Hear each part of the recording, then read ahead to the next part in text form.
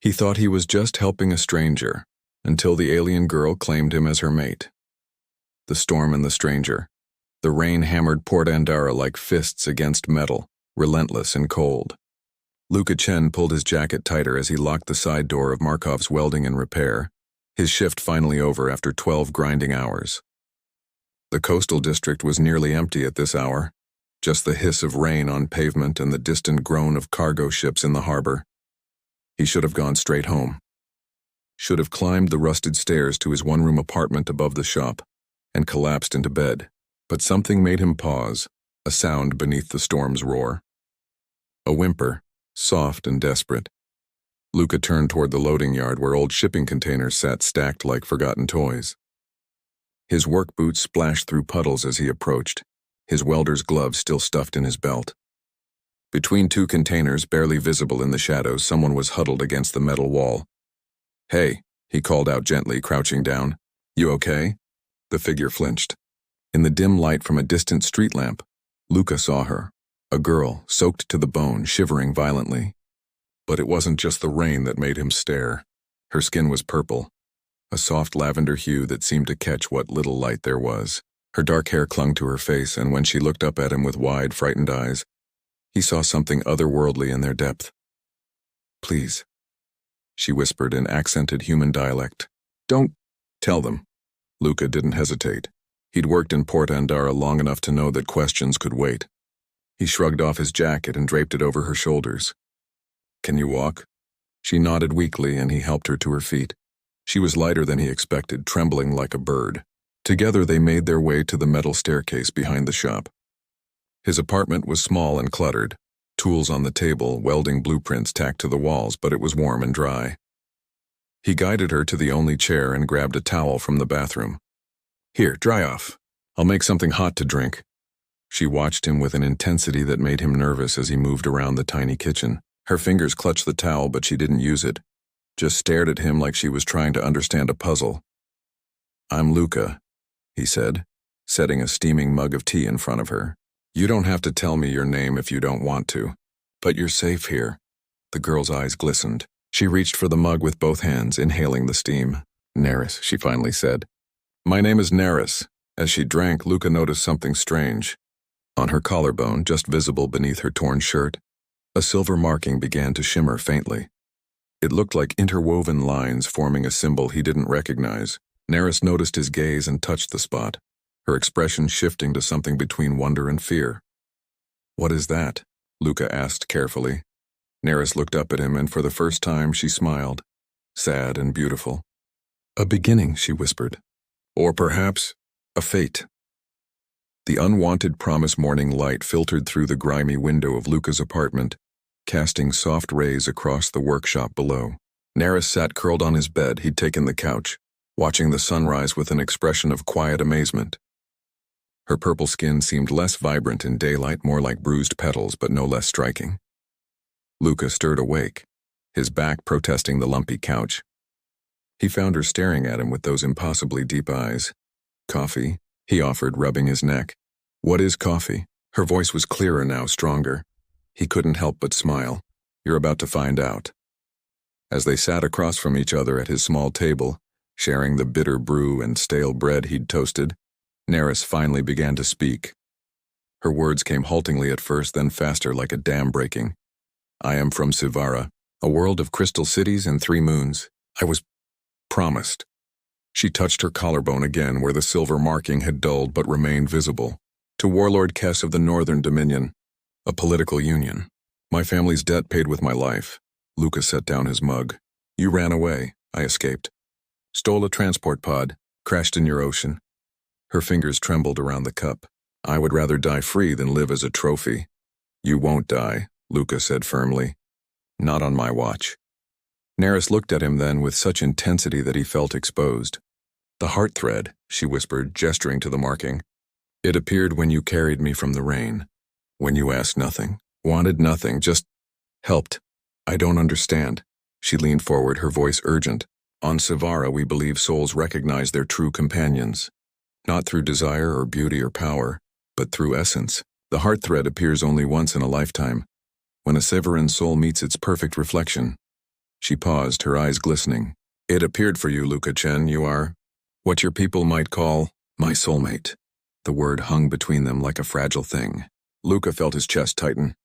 That's, Neris, I was just being decent. I couldn't leave you out there. That doesn't mean, in my world, genuine kindness is the rarest treasure, she interrupted softly. Anyone can desire. Anyone can take. But to give without expectation? That is love in its purest form. Your soul spoke to mine through your actions. Luca stood abruptly, running his hands through his hair. This was insane. He was a welder. He fixed broken things and went home tired. He wasn't anyone's soulmate. I think maybe it's a mistake. Maybe the crash or the stress. It is no mistake. Neris rose too, and suddenly the small apartment felt even smaller. I understand this frightens you. Your culture is different. But I am bound now, Luca. Whether you accept it or not, my heart knows you. The morning light caught her face, and Luca saw vulnerability there beneath the alien beauty. She wasn't demanding anything. She was simply telling him her truth. Stay, he finally said, his voice rough. Stay as long as you need. We'll figure this out. But I can't. I can't promise what you're asking. Neris smiled, sad and understanding. You already promised the moment you wrapped your jacket around my shoulders. You just don't know it yet. They stood in silence, the weight of impossible things settling around them. Outside, Port Endara woke to another day, unaware that within a welder's apartment, two worlds had collided. Learning to trust 5 days passed like a dream suspended in time. Luca went to work each morning, leaving Neris hidden in the apartment with strict instructions to stay away from the windows. He'd return each evening with food, sometimes fresh bread from the bakery, sometimes noodles from the corner stand, and find her waiting with that same look of wonder. Try this, he said on the third night, unwrapping dumplings still hot from the steamer. Best thing in the district. Neris bit into one carefully, then her eyes widened. It's warm, complex. Your food has stories in it. Stories? Luca laughed, the sound surprising him. He hadn't laughed much before she arrived. Yes, the hands that made it, the tradition, the love.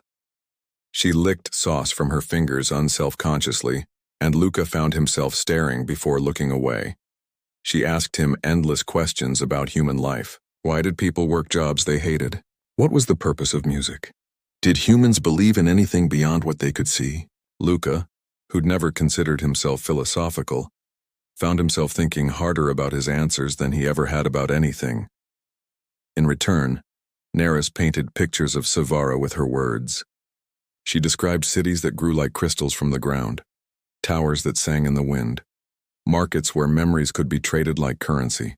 She told him about the 3 moons, Kessia, Helia, and Thorn, and how they each pulled different tides in the Siveran heart. I was lonely there, she admitted one evening as they sat by the window, watching the sun set over the harbor. Surrounded by thousands, yet completely alone. Royal blood is a cage made of expectations. I get that, Luca said quietly. Different kind of cage, but still. Sometimes I feel like I'm watching life happen to other people. Neris turned to him, and before he could react, she reached out and touched his face. Her fingers were cool against his skin, trembling slightly. You are so warm, she whispered. Your kindness radiates like heat. Luca's breath caught. They were close now, closer than they'd been since that first night. He could see flecks of deeper purple in her eyes like nebulae. Neris, I know you don't believe in the heart thread, she said softly, her hand still on his cheek. But I feel it. Like gravity. Like I could search the entire universe and never find another soul that fits mine the way yours does. He should have pulled away, should have maintained distance. But instead, Luca found himself leaning into her touch, his own hand coming up to cover hers. I'm scared, he admitted. Scared this isn't real. Scared it is. Scared of what happens when they come for you. Then be scared with me, Neris whispered. The moment shattered with 3 sharp knocks on the door. They froze. Luca's heart hammered as he moved to the window, peering down at the street. A tall figure stood at the shop's entrance, humanoid but clearly not human, wearing dark armor that seemed to absorb light. Sivaran, Neris breathed, her face going pale. Another knock, harder this time. Then a voice deep and commanding. Neris Ven, I know you're here. I am Captain Vorin of the Royal Guard. I've come to take you home. Luca looked at Neris, saw the terror in her eyes, and made his decision. He grabbed her hand. The workshop. There's a storage cellar beneath the main floor. Stay there. Don't make a sound. Luca, he'll hurt you. I can handle myself. He squeezed her hand. Trust me. As she disappeared down the stairs, Luca straightened his shoulders and went to face whatever came next, his heart pounding with something that felt dangerously like courage. Oh? The choice between worlds. Luca descended the metal stairs slowly, each step deliberate, buying Neris time to hide. Through the frosted glass of the shop door, he could see the Sivaran's silhouette. Tall, unnaturally still, patient as stone. He opened the door halfway. We're closed. Captain Varin was imposing up close. His skin was a deeper purple than Neris's, almost midnight blue with silver markings tracing his jawline like war paint. His eyes were pale gray, ancient and weary. Luca Chen, welder, age 27. No family, no criminal record, no reason to involve yourself in interplanetary politics. Varin's voice was measured, almost kind. Yet here we are. I don't know what you're talking about. The tracking beacon in her transport pod led me here. She crashed 3 kilometers offshore. You were the closest dwelling. Vorin tilted his head. I've been watching for 2 days. I know she's inside. Luca's jaw tightened. Even if she was, what makes you think I'd hand her over? Because keeping her will destroy you both. Varin stepped closer and Luca caught the scent of ozone and something metallic. Warlord Kess has placed a bounty on her return. Hunters from 6 systems are converging on this world. This shop, this life you've built, it will burn. Then let it burn. The words surprised Luca even as he spoke them. Something flickered in Vorin's expression. Respect, perhaps, or recognition. You care for her. I barely know her. That's not what I asked. Varin's gaze drifted past Luca toward the dark workshop. The heart thread cannot be faked, human.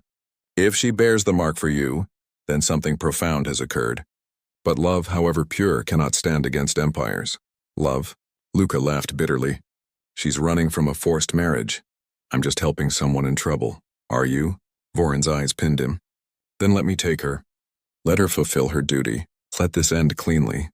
The words should have been easy, should have been logical, but Luca found his hands curling into fists. No? Why? Because everyone else sees her as something to own. A prize, a duty, a political tool. Luca's voice rose. I see a person who should get to choose her own life. That worth fighting for, Captain? Silence stretched between them. Then Varin did something unexpected. He smiled, sad and knowing. I was bonded once. Her name was Syria. We bore the heart thread when I was young and foolish enough to believe love conquered all. His hand touched a scar on his neck. Duty called me to war. She was promised to another house. I chose honor. She chose survival. The heart thread faded, but the scar never did. Luca saw the pain in those ancient eyes and understood. You lost her. I lost myself. Varin's voice dropped. I see my younger self in you, human, defiant, brave, doomed. He paused. But I also see something I lacked, true conviction. So I offer you one choice, one chance I never received. What choice? Leave. Tonight. Take her beyond Kess's reach, beyond the Sivaran territories. There are neutral colonies, mixed species worlds where you could vanish. Vorin's expression hardened. But understand, you leave everything. This shop, this world. You become refugees together. Hunted, always watching the stars for pursuit. And if we stay, I take her. By force if necessary. She returns to Sivara. You live on, eventually forgetting this ever happened. Vorin's tone made it clear he believed neither outcome. Movement behind Luca. Neris emerged from the shadows of the workshop, her chin raised, defiant despite the fear in her eyes. Stop negotiating my life like I'm not here. Varin's expression softened seeing her. Princess Neris, your family grieves. My people need leaders who choose courage over convenience. Neris walked to Luca's side, her hand finding his. I was raised to sacrifice. To smile and submit, to be perfect and empty. Her fingers tightened around Luca's.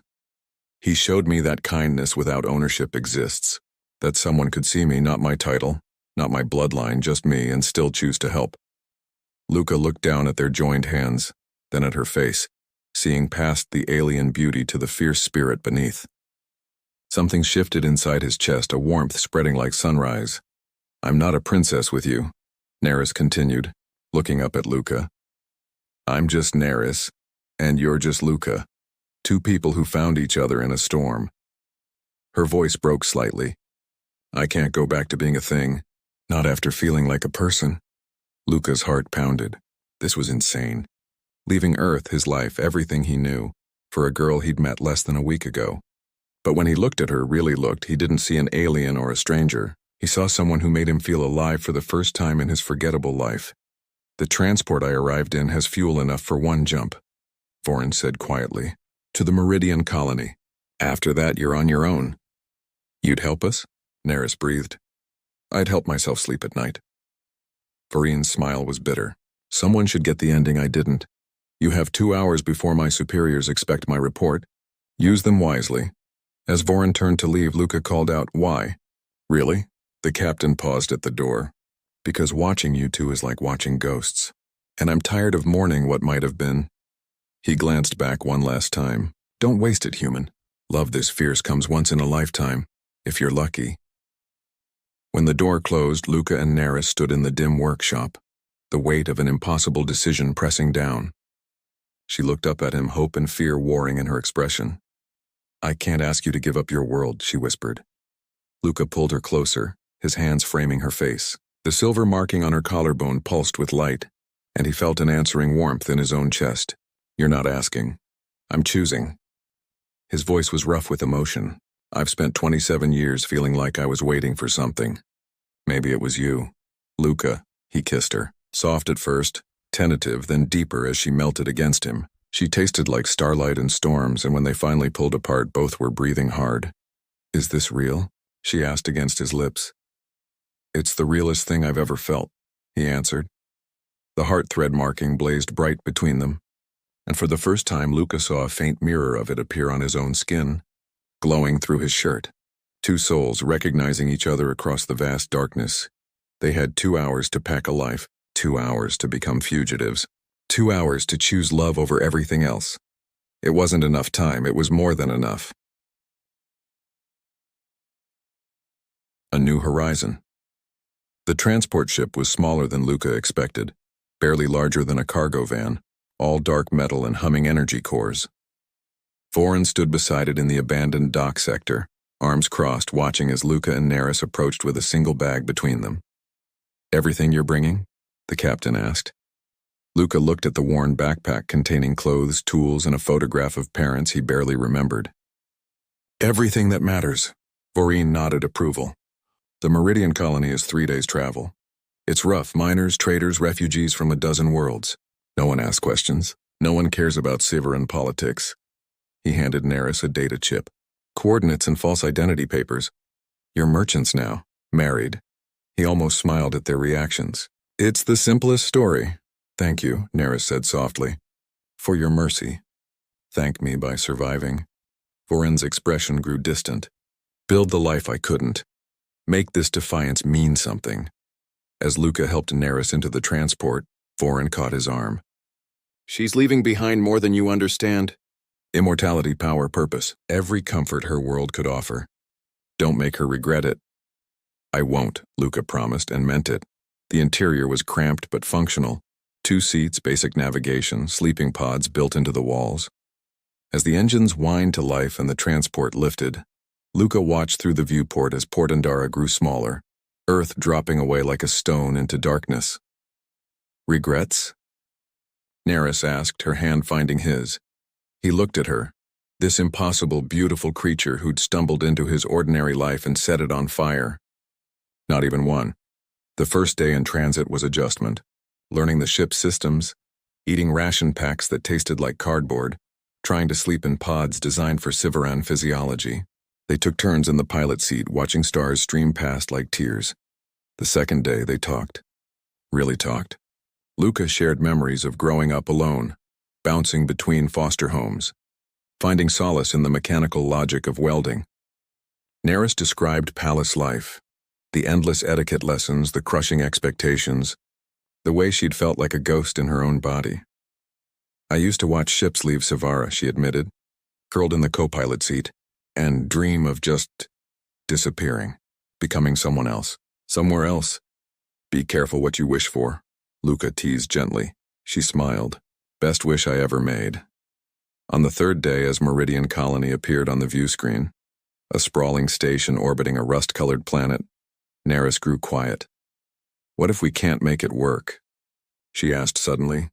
What if the heart thread was wrong? What if— Luca turned her face toward him. Then we fail together. But we fail free. Isn't that worth something? She kissed him then, deep and searching, and he felt that strange warmth in his chest grow stronger. The heart thread marking on both of them pulsed in sync, two hearts finding the same rhythm. When they finally docked at Meridian, the colony was everything Vorin promised. Chaotic, loud, beautiful in its disorder. Beings from 100 worlds moved through crowded markets. No one stared at Neris's purple skin. No one asked questions. They found a small space to rent, barely more than a room with a workbench in the industrial sector. Luca set up his tools while Neris explored the station, returning with stories of the strange food she'd tasted, the music she'd heard, the people she'd met. I've never felt so invisible, she said with joy. It's wonderful.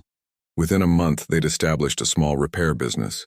Luca fixed engines while Neris learned metallurgy with surprising aptitude.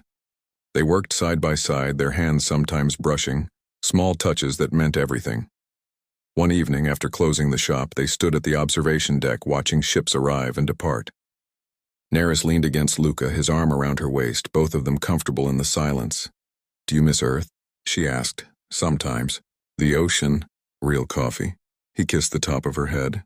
But I'd choose this, you, us, this chaos every single time.